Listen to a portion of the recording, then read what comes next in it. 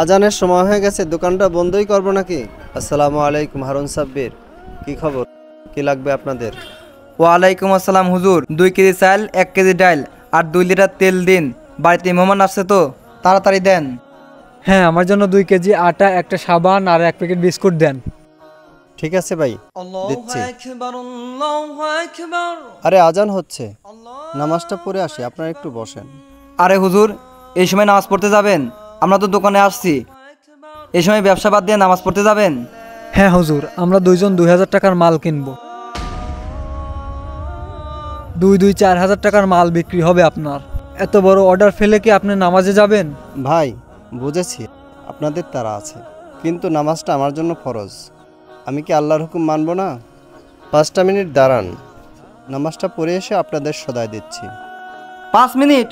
হুজুর, এই 5 মিনিটের মধ্যে তো আমরা অন্য দোকান থেকে সদাই কিনতে পারি, এভাবে ব্যবসা চলে না হুজুর। ঠিক বলছেন হারুন ভাই, আমার বাড়িতে মেহমান বসে আছে, এই মালগুলো লাগবে। হুজুর, আপনি ব্যবসা বোঝেন না মনে হয়।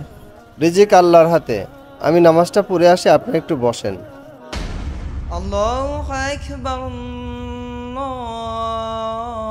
আল্লাহু আকবার, লা ইলাহা ইল্লাল্লাহ।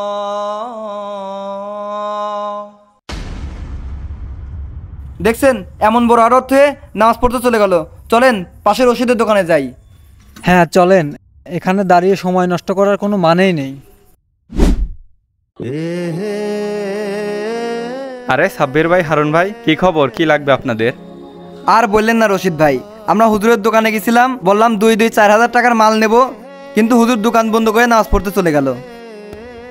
হ্যাঁ, আমাদের বাড়িতে মেহমান বসে আছে, এত বড় অর্ডার ফেলে নামাজ পড়তে গেল, এটা কোনো ব্যবসা? আরে হুজুর তো এমনই, নামাজ পড়ে কি হবে? উনিকে জানতো না 4,000 টাকার মাল বিক্রি করলে কত টাকা লাভ হতো? ব্যবসার সময় এসব করে লাভ নাই। দেন আমাকে 2 কেজি চাল, 1 কেজি ডাল আর 2 লিটার তেল। আর আমার জন্য 2 কেজি আটা, একটা সাবান আর 1 প্যাকেট বিস্কুট দেন, তাড়াতাড়ি দেন। ঠিক আছে ভাই, আমি ব্যবসা বুঝি, আমি সব কিছু রেডি করে দিচ্ছি।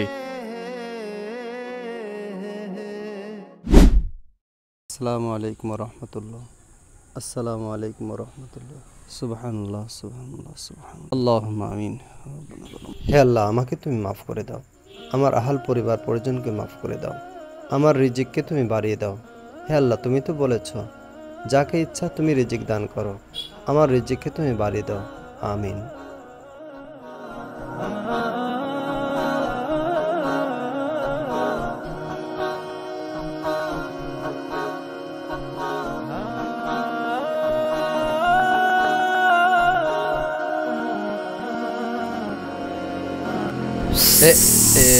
এটা কি হলো? সর্বনাশ করছে, গাড়ি না লিক হয়ে গেল। আশেপাশে তো কোনো মনে হয় মেকানের দোকানও নাই। কি করব এখন? মাদ্রাসার বাজার নিয়ে যাওয়া লাগবে। এই পাশ থেকে কোনো গাড়ি নাই, গাড়ি লিক হয়ে গেল, কি যে করি। এদিক থেকেও কোনো গাড়ি আসতেছে না, যাই এই দোকানে ওয়েট করি, দোকানদার আসলে মাল নিয়ে নেব। আসসালামু আলাইকুম হুজুর। ওয়ালাইকুম আসসালাম। আমি এই পথ দিয়ে বাজারে যাচ্ছিলাম, হঠাৎ করেই আমার গাড়িটা লিক হয়ে যায়। আশেপাশে কোনো মেকানিক দোকান দেখতেছি না যে গাড়িটা ঠিক করে বাজারে যাব। আমি মাদ্রাসার জন্য বাজার করতে যাচ্ছিলাম, প্রায় 20,000 টাকার মতো বাজার লাগবে। আপনার দোকানে কি হবে বাজারগুলো? আলহামদুলিল্লাহ, অবশ্যই দেওয়া যাবে। আল্লাহর উপর ভরসা রাখেন, আল্লাহ কাউকে খালি হাতে ফেরান না। আপনার কি কি লাগবে বলেন?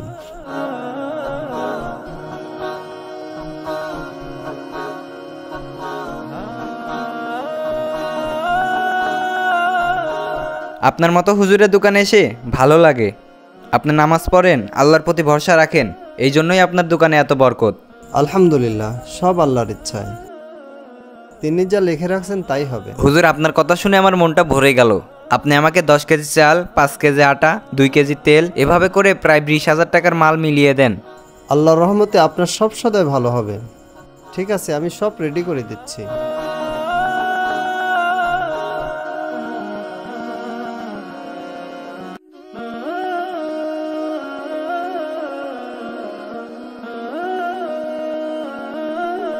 নামাজের কাছে টাকা কিছুই না।